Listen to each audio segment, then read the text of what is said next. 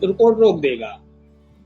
समाधान जो है सरकार की इच्छा शक्ति पे है। जैसा कि माननीय प्रधानमंत्री जी ने अपने स्टेटमेंट में बनारस में बोले थे, और हम लोगों के ही जब सभा के गवर्नमेंट में हमारा समायोजन हाईकोर्ट से रद्द हुआ था, तो माननीय मुख्यमंत्री जी भी हमारे ही धरना प्रदर्शन में आकर के ये बोलते थे कि अगर समस्याएं किसी तरह क्रिएट हुई हैं तो उसके समाधान के रास्ते भी हजार हैं। तो मैं उनसे निवेदन के साथ कहना चाहता हूं, हजार रास्ते नहीं, एक रास्ते आप निकाल दीजिए और हमारे परिवार का पालन पोषण हो जाए और आपकी कही हुई बात भी सत्य हो जाए। वे हिंदू हृदय सम्राट हैं।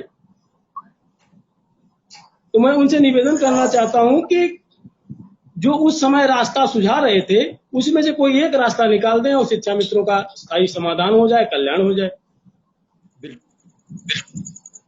आपने बहुत कम शब्दों में बहुत गंभीर बात कह दी कि वो बात याद कर लें जो प्रधानमंत्री जी ने कही, वो बात याद कर लें जो मुख्यमंत्री जी ने कही। मुझे एक भाषण मुझे पूरी तरीके से याद है कि 2015 का भाषण रहा होगा या 16 का, जब शिक्षा मित्रों के खिलाफ लोग कोर्ट चले गए थे।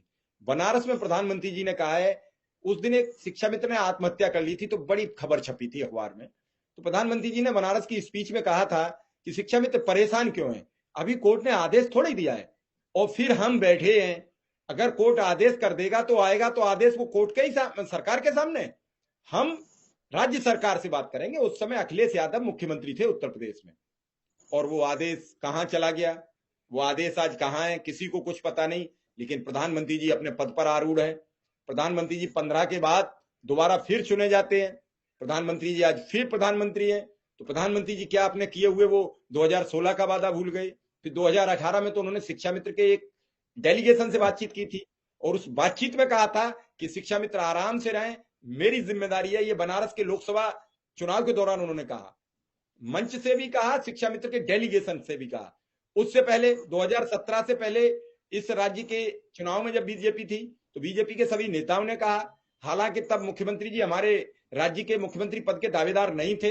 चुनाव के बाद उन्हें नेता सदन चुना गया और नेता सदन चुनने के बाद उन्हें शपथ ग्रहण कराई गई। उन्होंने कई मर्तबा ये शब्द कहे कि अगर सरकार की मंशा ठीक हो तो जब चाहे वो किया जा सकता है। तत्कालीन गृह मंत्री ने लखनऊ में महारेला में कहा कि अगर सरकार चाहे तो सरकार के पास कुबेर का खजाना होता है, उसे थोड़ा सा खोलना होता है, जब चाहे तब नियम लागू कर सकती है, जब चाहे तब कर सकती है। लेकिन इतने सब कहने के बावजूद भी हुआ क्या? जहां से चले थे वहीं खड़े हैं। और उस दौरान जब ये चर्चा हो रही थी तब कड़ुआ तेल 50 रुपया था, पेट्रोल भी 2015 में 60-70 रुपया थी, डीजल 40 रुपया था, सिलेंडर 350 रुपया का था। आज कहां पहुंच गया? वेतन 10,000 का 10,000 रह गया, 2017 में आपने लागू कर दिया।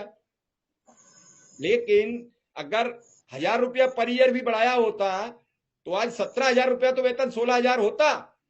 कुछ तो उनको राहत आंसू पहुंचे जा सकते थे। सरकारी अध्यापकों का भी तो टीए डीए प्रति वर्ष बढ़ता है, उन्हें दिवाली पर बोनस भी तो मिलता है, आपको तो 11 माह वेतन मिलता है। समस्या एक थोड़ी है, समस्या का पूरा बवंडर है। जहां भी आप नस्तर रखोगे वहीं से तुरंत फोड़ा फूट जाएगा। अनीता जी कैसे हजारों करोड़ का बजट होता है लेकिन शिक्षा मित्र अनुदेशक वहीं उसी वेतन में पढ़ा रहा है जिसमें वो शुरू हुआ। अभी अनुदेशक के पिछली सरकार में योगी आदित्यनाथ जी ने 2,000 रुपए वेतन बढ़ा दिया था। अनीता जी, ये बहुत बहुत धन्यवाद सर। अब क्या कहा जाए, क्या हो रहा है ये तो हम लोग बस सुनते हैं, दिखता कुछ नहीं है।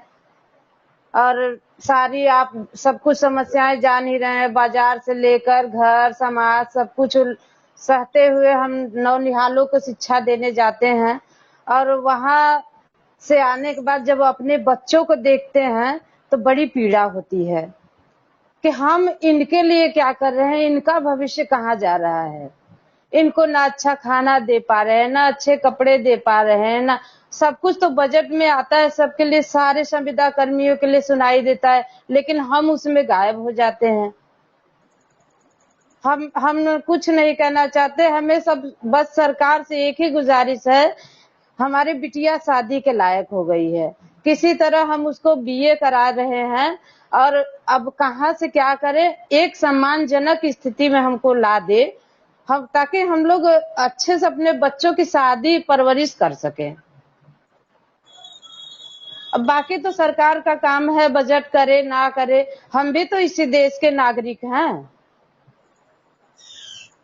सर एक ही बात है कि हम लोग जो प्रधानमंत्री, हमारे यशस्वी प्रधानमंत्री जी ने 2015 में बनारस में कहा था कि शिक्षा मित्रों की जिम्मेदारी मेरी है, आज भी हम लोग उन्हीं से आस लगाए बैठे हैं कि शायद कुछ दया दृष्टि कर दें हम लोगों पर भी। और अब 42 साल की मेरी उम्र हो गई है, सीटेट मुश्किल से पास कर पाए हैं, बताइए अब इस उम्र में हम क्या कर सकते हैं। 21 साल हो गया मुझे शिक्षा विभाग में होते हुए, शिक्षा मित्र से आज ये हाल है कि लोग रिश्ता नहीं करना चाहते, लोग दूर से ही देखना चाहते हैं कि नहीं ये तो